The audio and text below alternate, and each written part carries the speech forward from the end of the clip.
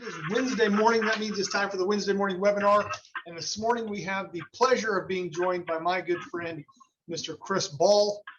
Chris is one of the owners at ATP and one of the owners of our new company, Impact. So I really want you guys to get familiar with that, with their team, our team. Chris is a great resource. Chris is one of the guys that knows everything there is to know about final expense and simplified issue term, as well as growing a great head of hair. So be sure and get to know him, and he can help you on all fronts. It's too late for me, but I want you guys to be able to have access to that. So Chris is going to be talking to us this morning. I asked Chris if he would, as we as a team come together and merge and create Impact, it's going to open up a lot of new opportunity with leads and all that stuff. So over the next couple of weeks, we're going to be diving into that, showing you guys how to use their system and all that. But first, I wanted Chris to just simply talk to us about some of the sales philosophy and some of the things that they do over there at ATP that have made them so successful. So Chris has come on this morning, and he's going to share with us 5 reasons that people usually don't buy. And so, Chris, without further ado, take it away, buddy. Thanks, man. Hey, and I've got to warn you guys, I am caffeinated, okay? I am caffeinated. I have this. It's a Starbucks cold brew. And Dallas, you'll appreciate this. About a month ago, I went through the Starbucks drive-through, and I said, hey, give me a large, whatever size, because I don't speak Italian, whatever size, large cold brew you can give me. And she said, I'm not joking, this is the real conversation. Well, we can only give you a grande because of the caffeine content. That's like, if you want to order 2 grandes, you can, but we can only give you a grande. And I was like, are you serious? I've never heard this before. Like, is it a law? Is it a federal mandate? Is this how it works? And so I went through the drive-through today and I said, give me the largest size. And I think they're trying to kill me. I think they're trying to kill me. So at this point, I can see 3 seconds into the future. That's how much caffeine I've had this morning. I'm ready to go, and I've got some stuff for you guys. I want to share with you first my approach to things. I am a collaborator. I feel like we are at our best when we take things apart and put them together. I mean, I've been that way since I was, a kid. I've been that way with my kids. Taking, Legos and all this stuff and putting it back together so there's ownership in this. So I'm going to ask you to do something. Well, first I'll say this. This is not the more you know type of segment, okay? Where ding, ding, ding, ding. I don't know if you remember that on NBC. They used to have that more you know, where it's just somebody, a talking head giving you information. It's not that, okay? This is an engagement piece, okay? So this is what I'm going to ask you. I need your help. I'm going to ask you to turn on your cameras and turn on your microphones, because I'm going to be asking a whole lot of questions. But I promise you this, you will have a better understanding of this at the end of this, okay? That's what I can give you, okay? So as we're getting into this, the one thing I want to start with is we are talking about 5 reasons why people don't buy.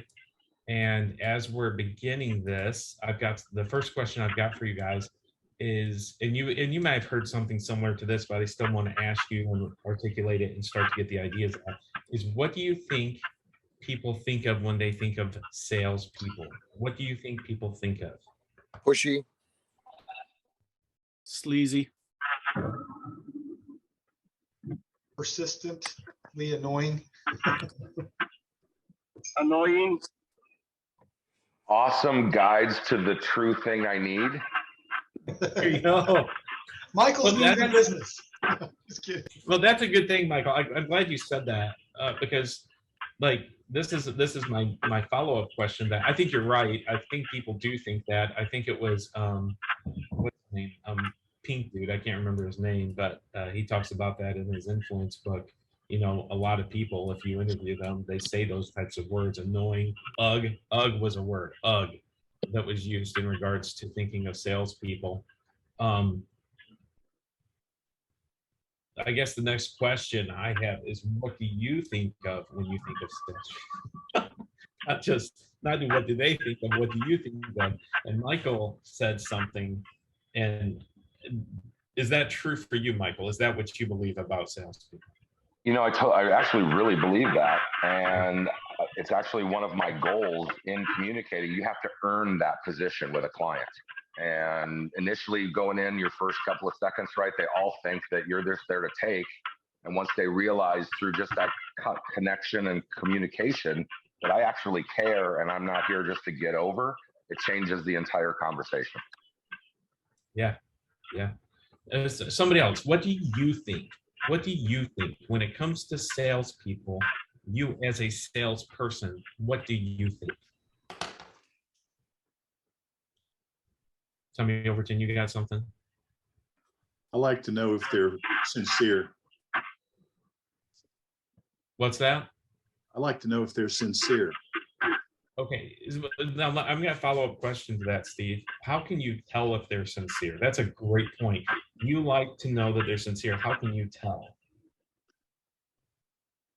To me, the easiest way is if they seem to look me in the eye and listen instead of talk. Very good. Very good. I like that. And then let's see. Anybody else? What do you think? Okay, we got Steven waving. Hey, Steven, what's up? You're muted, buddy. You're muted. I can see some great words coming out though. There's a lot of passion. Go ahead. Recording in I'm in sunny Florida, enjoying myself. How you guys doing? Good, good. Thank you. Did you have a thought on what do you think about salespeople? What do I think about people, how signs that people give? Salespeople in general. Like, what are your thoughts about it? I love them. It's my career. It's made me a lot of money. So I love salespeople. Most important job. I mean, even old President Trump said he was a salesman first. So Yeah. if it's important enough to be the president of the United States, it's important enough to, yeah, very important. Very good. I'm Very proud good. of it. You know, I advocate and tell everybody I'm a salesman. Watch out. I love it. I love it. Good, good. I'll jump And, in, Chris. What's that? So I'll jump in, Chris. It's Thank you, Tommy. my radar goes up, my wall goes up. I think they're trying to make a buck off of me, whether it's good for me or not. So Mhm. it's just that wall goes up for me, and I think it's something that we have to overcome. Yeah. Yeah. I remember I was buying a car. This wasn't too long ago. And I was at the lot and I felt like there was this genuine connection. You know, the guy, I know the sales process, I know what's going on. And I said, okay, this is what I don't want to happen. I don't want to come back to the office. I don't want to sit at the table. I don't want you to get your supervisor. I just want to talk to you. Mhm. Okay. And if we can make this work, then I'm in. Right. So he's like, we're genuine. We're having this connection. We go back. We're sitting at the table. Next thing I know, he's getting a supervisor. I'm done. I told you exactly what I know how sales work. I told you how this is going to work. And later on, I'm not joking. I went to a different car lot and the guy called me later and said, hey man, listen, I really need this sale. I'm like 2 cars away from my quota this month. I really could use this sale. What will it take to get you in this car? I said, well, it's not going to take that because all of a sudden you made this about you, you know? And I think that's why our radar does go up. We've experienced some things. And I think people do experience those things. But I do think we have to be cautious of that. I like what Michael said. I think we have to have a belief about who we are as salespeople, understand how people perceive salespeople, but stay to the truth of who we are. Because if you don't, it can affect how you approach people. Your belief will transfer to people. That's the important part, okay? So that's where I wanted to start with this. We're gonna talk about these 5 reasons here of why people don't buy. And as we do, I have one other question here. Why do you think it's important to understand these 5 reasons? Why do you think it's important?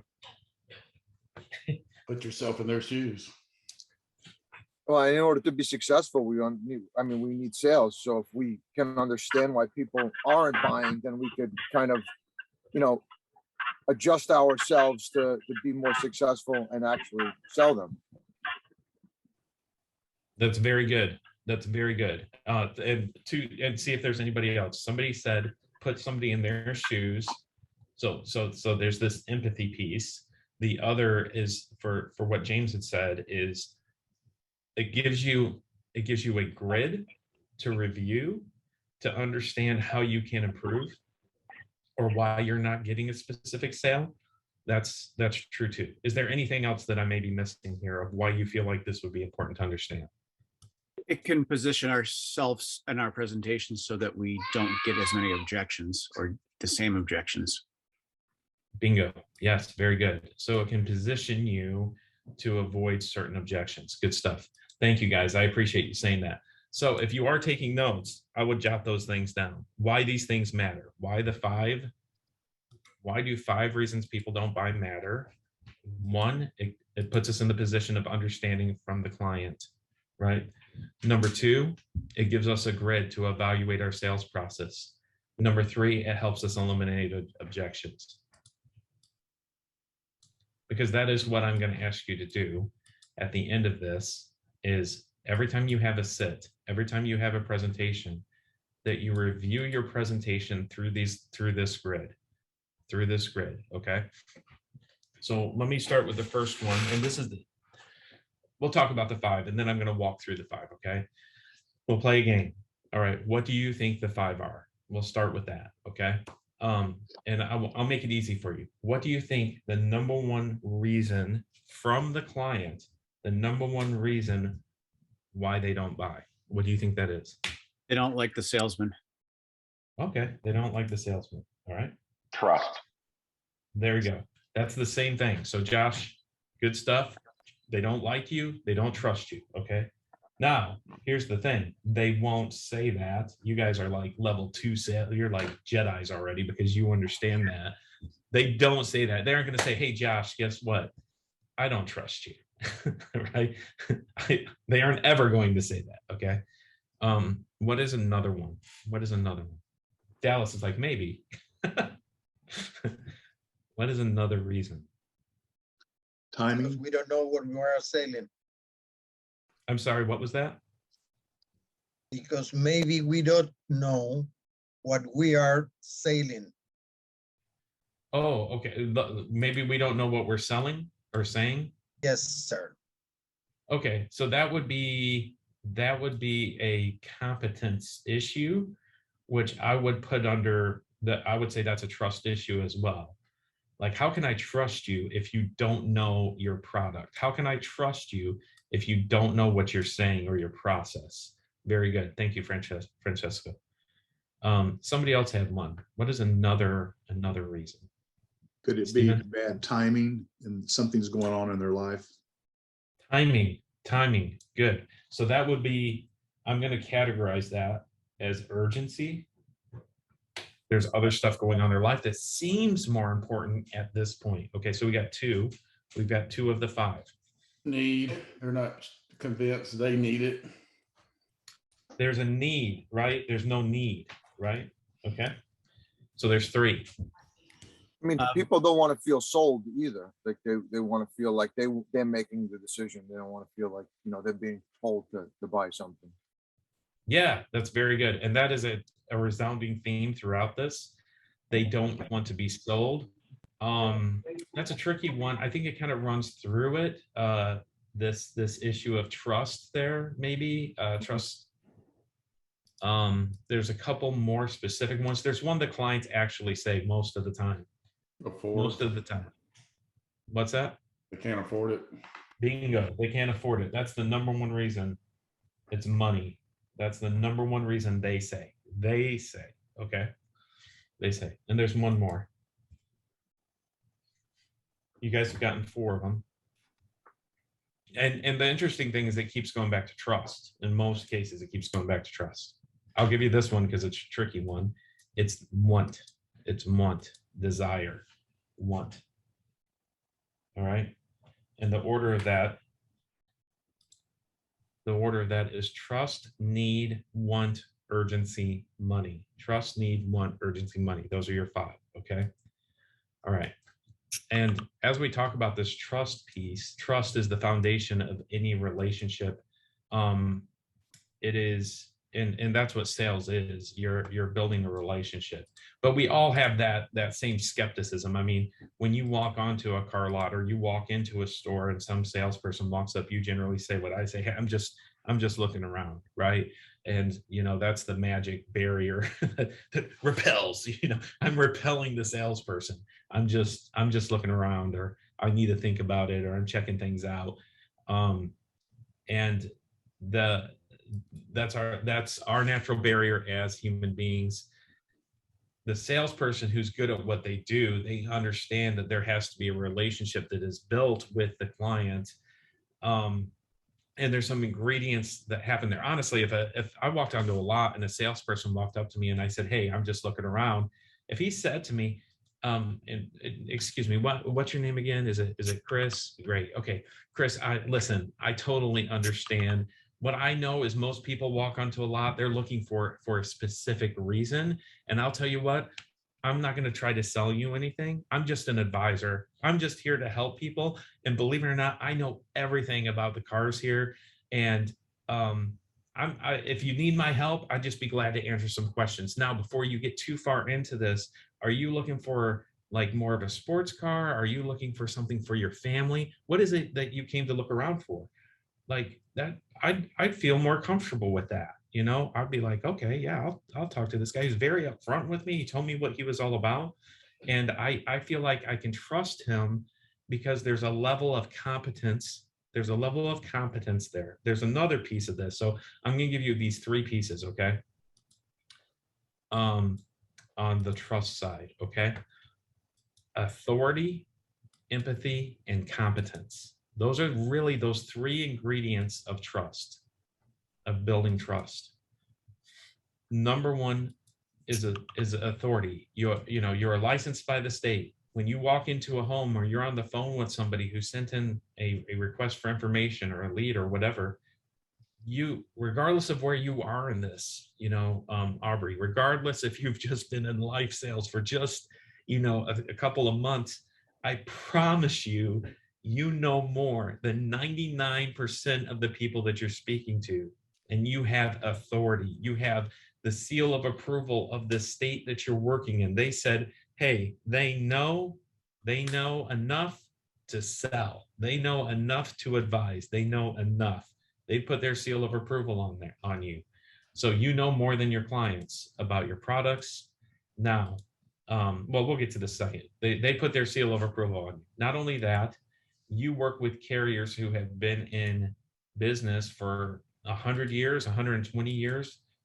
Collectively, you work with carriers who've helped millions and millions of families take care of what's important to them. So you have the backing and the authority of these companies that you work with as well. This is important that you understand that, because confidence and competence are tied together. Having that authority helps you build confidence. Just, hey, yeah, you're right. Like, I think I'm contracted with a company that actually underwrote one of our presidents, something like that, that you understand that you have the backing of these companies and the backing of the state that has put their seal of approval on you. So that authority is very, very important, and communicating that authority is important as well. So I don't know how you do that personally in your sales process, but if you're selling over the phone, I give them my license number and the website where they can look it up. And in some cases, I text it to them in case I feel like they need that as an added piece. If I'm knocking on a door and I'm going to see clients, I have a lanyard with my company logo, with my picture on it, or my license number on it. And then I have my license on the back of my lanyard so that they know that they can see that. I keep logoed material with me, whether it's Mutual of Omaha folders, Transamerica folders, things like that. And there's all sorts of ways to show that you do have authority in the space to be able to speak to that. The second piece is that empathy piece, Empathy is putting yourself in the shoes of that person or that client that you're having that conversation with, that shows that you're a human being, you know? Like I said, if I walked on that car lot and the guy said to me, hey, Chris, listen, I totally understand. I get it, because I'm a human being too. I understand. When I walk into a store, I say the same thing, like, hey, I'm just looking around. But we both know that if you're just looking around, nobody's really just looking around. You're usually looking around for a purpose. And just so you know, I'm the expert here, okay? But that's an empathy piece, that they understand, hey, we are in this together. I'm coming alongside of you. The one way that we explain this is like, imagine you are a professional street crosser in New York City. You are a professional street crosser. You've been doing this for a long time, and it's wherever the shows are. What is it? It's what does that main street in New York City? Broadway. That's what it's called. You're on Broadway.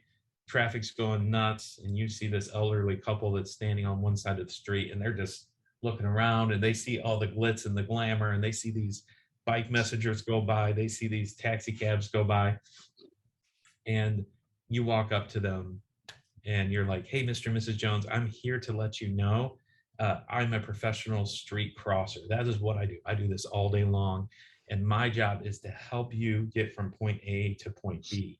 All right. Now I'm going to do that, and this is what this process is going to look like. We're going to start crossing when you see the little white guy that looks like he's crossing the street. Okay. Once we see that light, we are going to the middle section. That's called an island right there. We're going to stop there, and then we're going to proceed when we see that light again. Now, I'm going to go ahead and start walking here. Be careful of that spot there. A lot of people trip. Watch your heel, Mrs. Jones. And on the count of three, we're going to go. Now, watch these bike messengers. They're a little nuts. Ready? 1, 2, 3. Let's go. Like, they see that you are coming alongside of them. That is like, if you have a visual and building trust in that empathy piece, it is not sitting across from somebody. It is coming beside them and becoming a co-buyer. You are on this journey to help them be successful. That is that trust piece, authority and empathy. Okay. The last piece of that trust is competence. Competence. That is, confidence and competence go hand in hand. If you do not know your sales process and you're meeting with Mr. and Mrs. Jones for the first time, and you're just stumbling and bumbling through it, then they can sense that.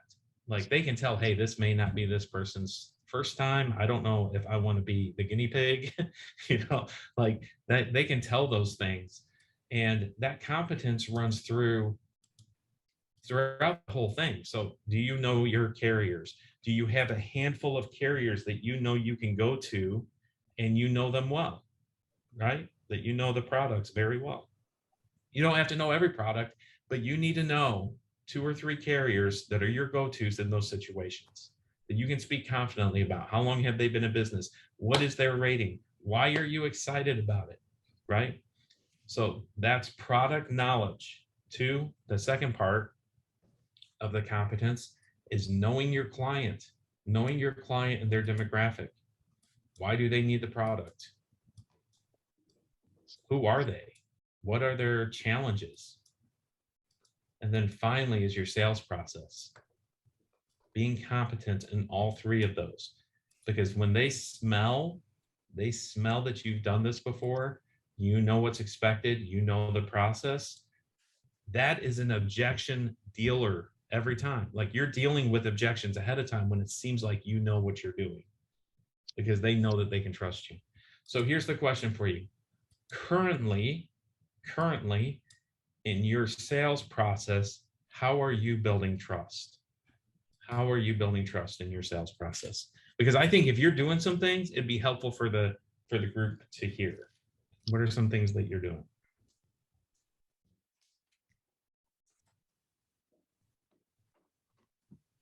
Building rapport, showing that you can relate to their current situation, be relatable, I guess.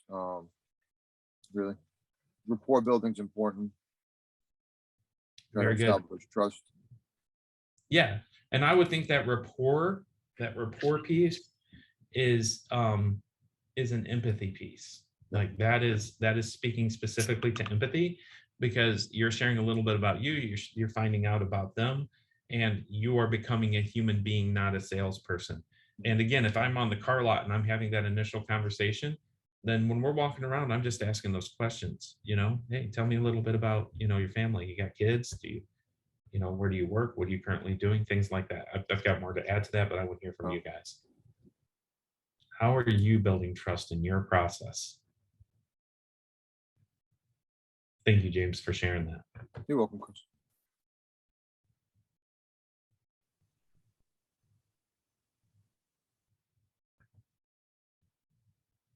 I leave uncomfortably long, quiet spots.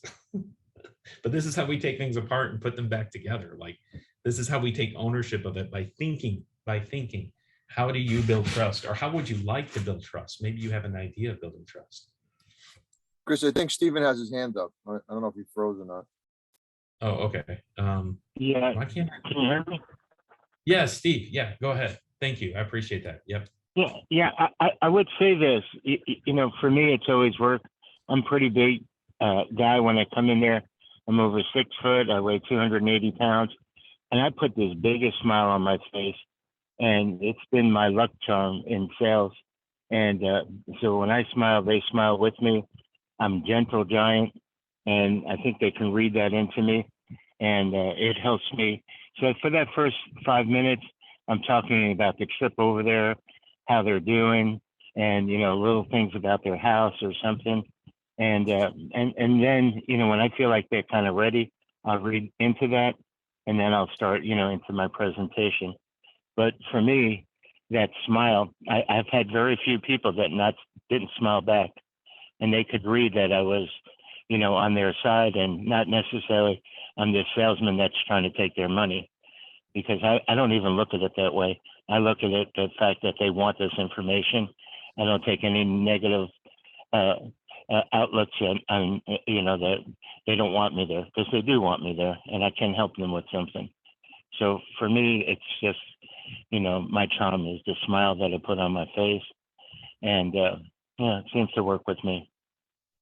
That's great, man. That is great. And I've heard that from people who have described themselves as larger in stature. Like, I've heard them, people say, hey, I try to get as small as I possibly can. I make my voice, a little higher, even if it's lower. And hey, Mrs. Jones, but I think that effort is received well, and it shows an understanding of people. That's really, really good. I know Michael has something. Go ahead, Michael. Hey, Chris, one of the things that I kind of implement is what I like to call a level 2 question. And when we're doing that warm up and getting that commonality, and hey, what do your kids do for fun? Oh, they play softball. Oh, softball. Are they? And whatever their answer is, I use that word as the next question. What do you guys like to do on the weekend? We do mountain climbing, and literally stop. And they will continue to talk, and you get deeper in that commonality, and it really shows. And you have to listen and be genuine on your listening at that point. Dude, that is gold. I love that. That is strong. And this is the tricky part, because that commonality is for understanding. That's what I love about it. Because I do see a lot of new agents. Sometimes they'll say, what do you do on Saturdays? We do mountain climbing. I do mountain climbing. I used to do that. Yeah, we've all done that. And it stinks a little bit of inauthenticity. Like, it's fine if there are some connection pieces. That's fine, and we can relate to it. But if it's a series of, you have a grandma, I have a grandma. You use oxygen? Are you kidding me? Wow, same. Yeah. But dude, that is gold. Like, and then my other thing here, because we're in Vegas, I throw in the Rick Harrison from Pawn Stars, and it makes them laugh every time. Oh, dude, no kidding, man. That is great. See, you suffer from the same thing I do. We work with this, like, that's money. Yeah. I'm sorry, guys, you don't have what we're working with, what me and Michael have. But I'm joking when I say that, but in a way, I'm not saying, hey, we look like Brad Pitt or whatever, but there's a sense of approachability and relatability that creates empathy, that we are human beings and we can relate to people. And the thing I love that you've communicated there, Michael, is a level of humor and lightness that you bring probably in your approach too. And I'm guessing Stephen does too. All you guys probably do at some level, but the less pressure you're taking off of that, the better. And we call it core. If you want to jot that down, we can get into this deeper in a different way, but core, it's just, if you need talking points, it's child occupation, recreation, and then getting to an emotion before we get into our presentation. And so seldom, like when I start this, I'm talking about the lead on the front side of it. Hey, you requested this information. We start to get into sit or start moving towards it. I'm just talking about them, their life, the things that are important to them.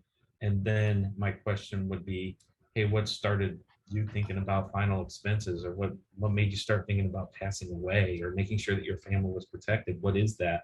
And that's the beginning of that emotion conversation. But that's that big piece there. Trust is a huge piece. You guys said it. I didn't say it on the front side of this. It was something you were going back to, is that trust piece. The next piece is need.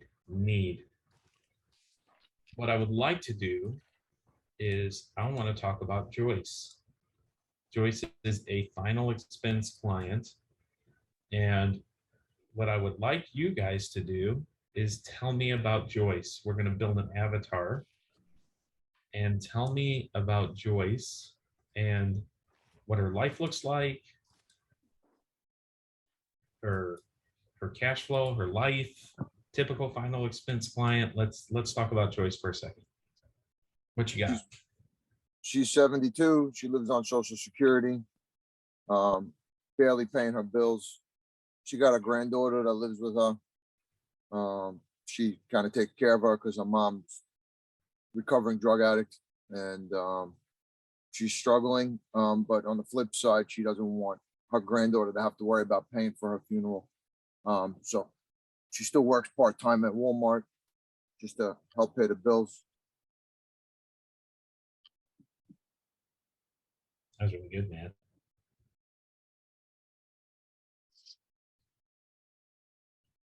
All right. Anybody else have anything to add to that?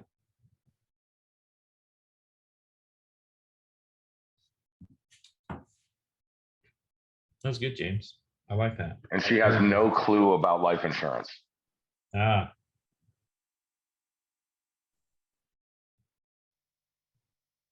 That's good.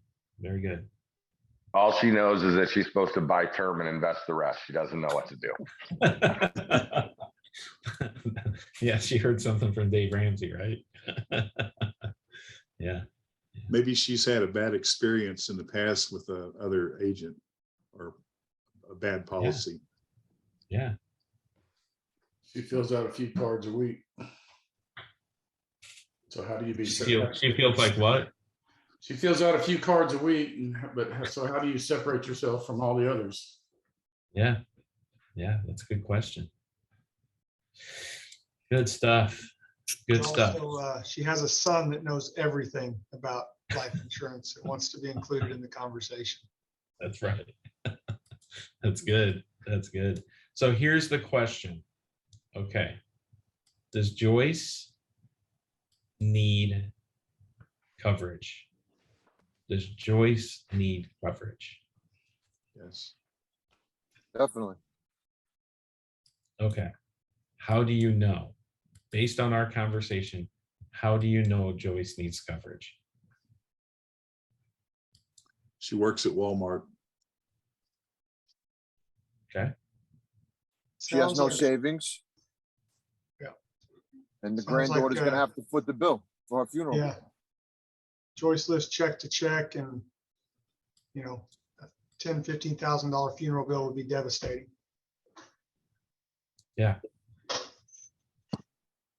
The reason I wanted to ask those questions and look at it from that perspective is because your belief matters in regards to this. Like, it's important that you understand and you believe this. Matter of fact, in our sales process, in every bit of our sales process, scripts, whether it's flip chart presentations, we recommend having a belief statement, you know, that we believe that that's nice. There are things that we need. There are things that we want. But when it comes to final expense coverage or mortgage protection coverage, it's a must have.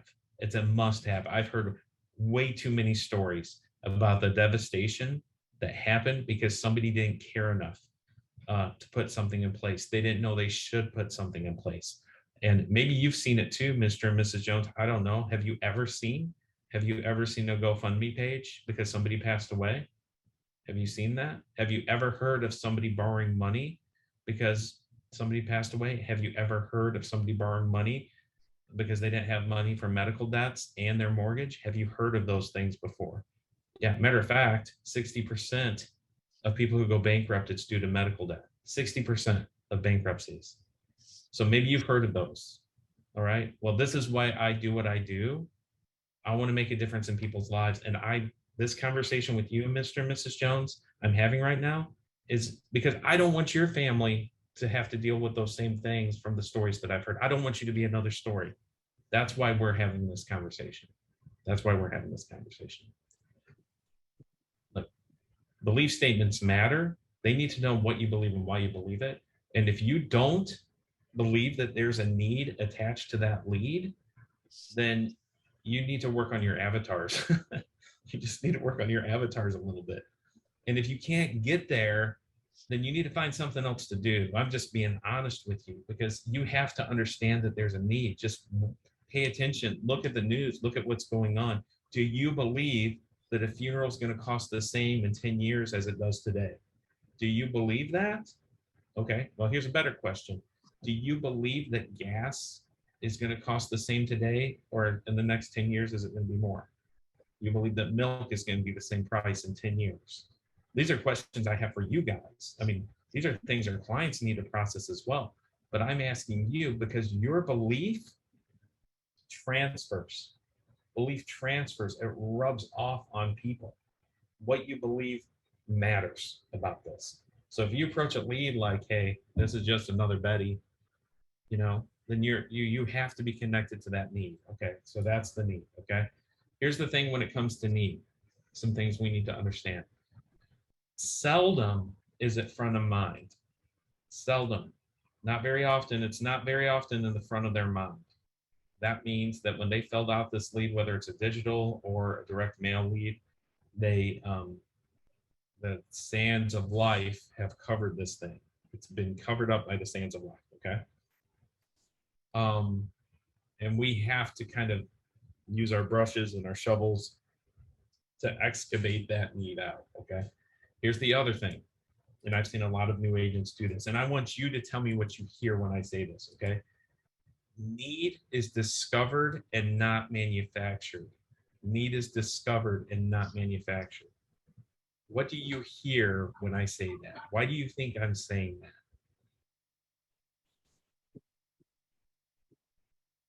You have to ask the right questions to get the right answers out of the clients to lead them down the path of them saying that they need it and want it. Very good. That's good, Tommy. I appreciate that.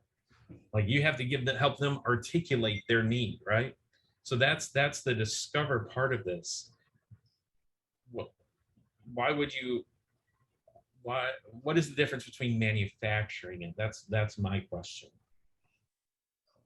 Have you heard of that? That may not have been something you've heard of. Go ahead. If you manufacture the need, it's not going to be real to them, Yeah. And it even may be a need, but if they're not the one that brings it up, sees the need, the old from the old Bible college days, the hardest person to save is a person that doesn't realize they're drowning. Right. So, Yeah. If you just come out and tell somebody, hey, you don't have life insurance, but you need it, it doesn't have the same effect as going down that discovery path and asking the right questions. And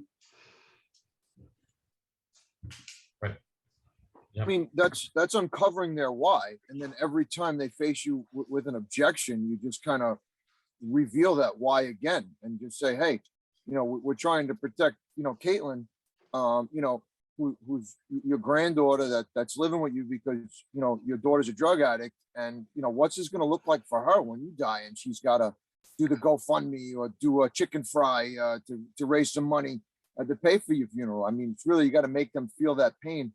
to get through those objections, really. So once you Right. know their why, I mean, it's, you know, that's important. Yes, that's very good. I'll give you an example of this. I was in a house in Louisiana. It was 800,000 degrees, and it just felt that way because I'm 30% snowman and from Michigan. But I was down there in a home, in a trailer, and this lady had a small policy for cremation. And I'm walking to this trailer. There's not 100, that's an exaggeration. There was a ton of people in this trailer. There were kids playing video games on different TVs in this trailer. I'd never seen anything like it. There were probably 20 people in this trailer, and everybody's happy. Everybody's having a great time. And I'm having this conversation with this lady, and I see that she has this policy. She's not sure if she needs any more coverage. And this agent had sold her this cremation piece. And I'm looking around and I'm talking to her. I was like, hey, tell me about your family. What's going on here? There's a ton of people going on, like hanging out here. And she's the matriarch, and this is a special place. This trailer, like if something happened to her, it's going to affect everybody. And we end up having a conversation. I was there for quite a while. It was around dinner time, and everybody's looking at her. I'm like, hey, is everybody waiting for you to make dinner? Is that what's going on? And she's like, yeah. And I said, well, hey, we'll just order some pizzas. And I ordered pizzas, and we all hung out. But I ended up writing $7,000 in that home. $7,000 of annualized premium, because the need was discovered that this place needs taken care of. Nobody else had coverage, and we had conversations about what that would look like. But here's the thing. Need is discovered and not manufactured. That first agent who went in there was just trying to solve a problem. It's like somebody walking into a car lot and selling a blender. It's the same thing, right? We have to find out the need of the client. And you'll run into situations where people have life insurance. You're going to run into it a lot. And that shouldn't scare you. That should tell you that people they just buy life insurance. Like they see the value in it, and they've kept up a payment. But life insurance is for the living. If they bought their life insurance, they did it for a purpose. And we need to understand what that need was and what it's for. And now it's time to take care of their final expenses. If they took care of it for their final expenses are taken care of, but there was an emotional need. They hit their emotional funny bone, and we need to help them discover what that need was when they hit that, because most cases, they didn't think, hey, I can't wait to talk to that insurance person. They just had an emotional, it's more of a color to them, and we need to help them articulate it, because here's the reason why. Most people don't buy what they need, they buy what they want. They don't buy what they need because they're unaware of how important the need is. All right. And James did a good job there of speaking to that, of helping people articulate it. Because we know that we do it. We buy what we want versus what we need. And the question is, when does that change? There's this shift that happens, and that happens when you ask good questions. And this can go back to in two places here, okay? I don't want to keep you guys super long, so I'm going to go through these two kind of quick, but there's two places where that happens. When you do like rapport, we said the word rapport. I like that, the idea of core, child occupation, recreation, and moving towards an emotion. Because rapport can be the sense of just getting to know each other a little bit, but core is connecting with a purpose. Okay, you're connecting with a purpose to show that you're a human being. But I want you to think about it this way. If we're Facebook friends, then you probably see what's important to me. I see what's important to you if you post, okay? But the person who sees the most about you and knows the most about you is Facebook. They're the ones who are paying the most attention. And Facebook has built a relationship with you. You have a relationship with Instagram and Facebook. And they're gathering data.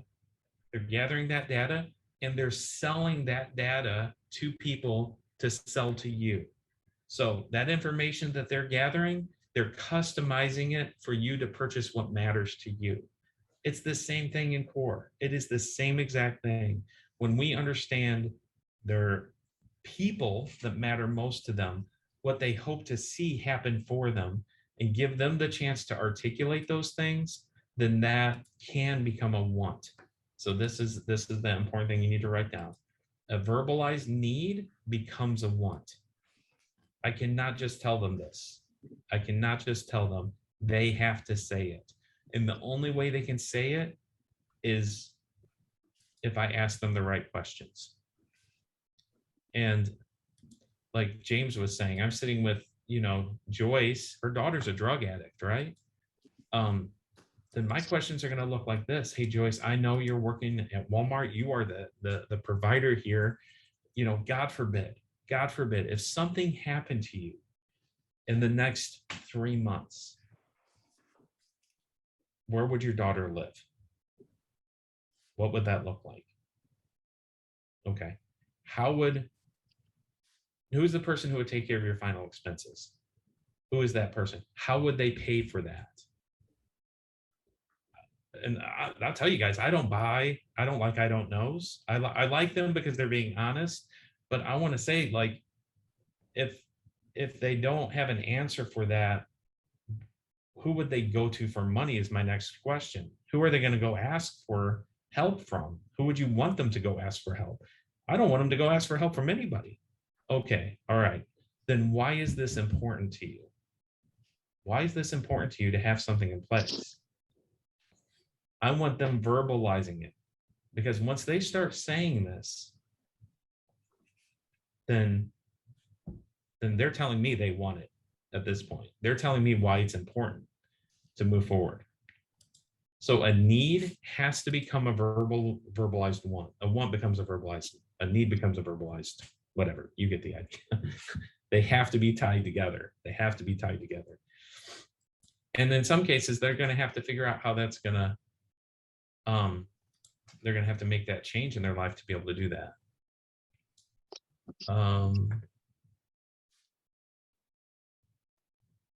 I'm sorry. Can Francisco, I see a specific question here. Excuse my English. I don't speak too much, but I am trying. Okay, let's connect right after this. I'm gonna give you my phone number, and guys, you can, if you have a question, you can text me. Thank you. That's my cell phone number Thank there, that you guys can have. And I will, I'll connect with you right after this, Francisco, to help you with that, okay? So want and need are tied together. And you have to have a specific understanding of their situation. So it's okay to ask them, and you should ask them, hey, Mrs. Smith, based on what you're telling me, it sounds like you're currently bringing in about $1,200 of Social Security. And how much do you think you're bringing in on the Walmart side? What does it take to make all of this work? What does it take to make your whole monthly income or your whole monthly budget? What does that take? And start asking those types of questions so you understand what the need is and how you can help them. That's important stuff. The next one is urgency. And a lot of times with urgency, these are the things that are running through their mind in regards to it. They don't know who to trust. They don't want to be sold. They think they have plenty of time, and they think they have plenty of options. That want piece, the verbalized need, that can eliminate they think they have time, because we're putting time frames. I call it being the ghost of Christmas future. We're putting time frames. What is the picture of that? If this wasn't in place, what would this person do who's important to you to take care of your final expenses? What would this person do to take care of the house? What does that look like? If you had a catastrophic injury or had a heart attack and you weren't able to pay, this wasn't in place, how would you pay your mortgage? Things like that. That's important stuff there. That will eliminate they think they have time. Because at the end of it, my question again is, why is this important to you? That should shut the door, and I need to think about it, because they're verbalizing to me why it matters, and it should move towards a statement like, because I love it. It's my job. It's what I do, and that's speaking to an internal need, and it's moving not only to an internal need, it's moving to a philosophical need. Like, this is what good parents, husbands, spouses do. This is what we do. Good grandparents do. That's a philosophical need. So that should shut the door on that. Then moving towards some options on the urgency side is helping them understand that their options are limited. So an example would be in final expenses. Number one, the number one option is to do nothing. You can't do that. I mean, you told me how important it is to you. Then we have two other options. One is we can go down to the funeral home and start paying on a plan, but helping them understand what is the benefit from that, what is to lose from that, right? They can set up a plan, but in most cases, they're going to set them up on a payment plan. And a lot of times they're putting them in a life insurance policy, right? And it's very expensive. As a matter of fact, my dad was doing that. He saw the benefits that we were helping clients get. He couldn't believe how expensive it was for people to pay for a burial or a cremation. And in some cases, we were getting folks who were just getting cremated, face amounts of $30,000, $40,000 for the same amount they were paying for a cremation plan. So people understanding how costly that can be, and also some risks in that. And I've seen funeral homes go out of business. I've seen funeral homes transition to another company and not honor the plans that were put in place. I've seen funeral homes lose statements that said there was ownership in place or something was paid for. So helping people understand their choices are limited.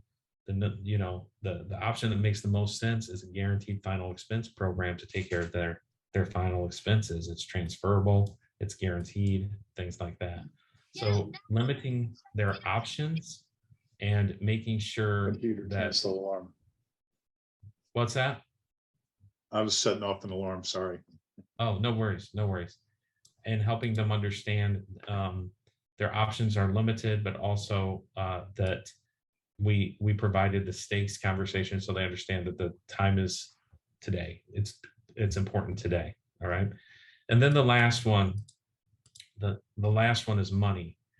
If you don't get the sale and you go through this and you have to ask yourself, did I address trust? Did I address need? Did I address want? Did I address urgency?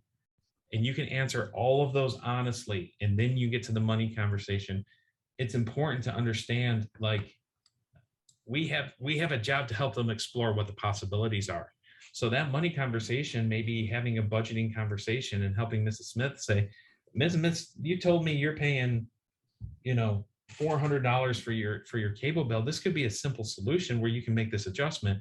For those of you who are cross-selling and you have somebody who's paying a whole bunch for a Medicare supplement plan, being able to help them see that there's opportunities to be able to save some money and put what they're already paying into a final expense plan or a mortgage protection plan, whatever that works there. But finding those solutions, I'll wrap this up by telling you, like, I learned that lesson a couple of ways. One, I was walking out of an application. It was a 2-story house that had apartments in them. And I wrote up a gentleman upstairs. He had AIDS, HIV, wrote a guaranteed issue plan, came downstairs, talked to this lady who was really going through a rough time. Just casual conversation. I call that the clover leaf, where I was talking to her about possibly, letting her know what I did, talk about final expenses, all this stuff. She was going through a tough time and really had limited income, couldn't afford it. And I kind of just left it at that. Months later, I'm working a lead trying to connect with this lady. And I've gone back to this house several times. She works third shift, very difficult to connect with her. Finally have this sit with her. And she says, yeah, Chris, so I'm looking for coverage for me. I'm looking for my husband and I'm looking for my sister. And I wrote her and her husband up. And I found out that the lady I had gone downstairs to talk to, this is in Louisville, was her sister. It was her sister, and she wanted to buy a policy for her. And that conversation could have been different 3 months later if I just said, no, I know this is important. Somebody's going to be on the hook for this. I know this matters to you. Would they rather pay $30 a month or would they rather pay $10,000? We can have that conversation now. Let's get them on the phone and see what they think. They probably need to be included in this conversation. So let's go ahead and give them a call. And she probably would have pulled up the phone and called her sister. That would have looked completely different. Now, I did do that. This lady didn't have a bank account. at a different sit. And we talked about how important it really mattered to her. And I talked to her about how her daughter would have to take care of this if something did happen. Would she rather do this or that? And we ended up having that conversation, got her daughter on the phone. Her daughter was a nurse, very skeptical, ended up having to send my license, all this stuff. This was like probably 2 years into this for me, and wrote the policy. 6 months later, her sister, and her pregnant niece were killed by a drunk driver. And that policy paid out. And that nurse daughter, I'm on the phone with her, she's weeping and she's saying, thank you so much for having that conversation with me. This was important. I don't know what I would do without it. So that money conversation is part of our responsibility in being able to investigate and help people solve that problem as well, because we are advisors who come alongside of people and help them make the decisions. So these are the 5 real reasons. And in most cases, if you don't go through the process, they're going to say they can't afford it. They're going to say they don't have the money, but they are finding ways to afford things. So that's important. That's what I've got for you guys. Thanks, Josh. Appreciate it. Dallas, you got anything else? That's what I got. Do you guys have any great, man. questions before we jump off here? Awesome, Chris. Thank you. Thanks, James. Appreciate it. Anytime. Thank you, Chris. I will call you as soon as I can. In Okay. a few minutes. Thank you. You're welcome, Francisco. Sounds good, brother. Thank you very much for that. That was very good. All right, guys. Thanks a lot. Thank Have you, a great Dallas. day. You bet. Thank We'll you, see ya. team. Thanks, Chris.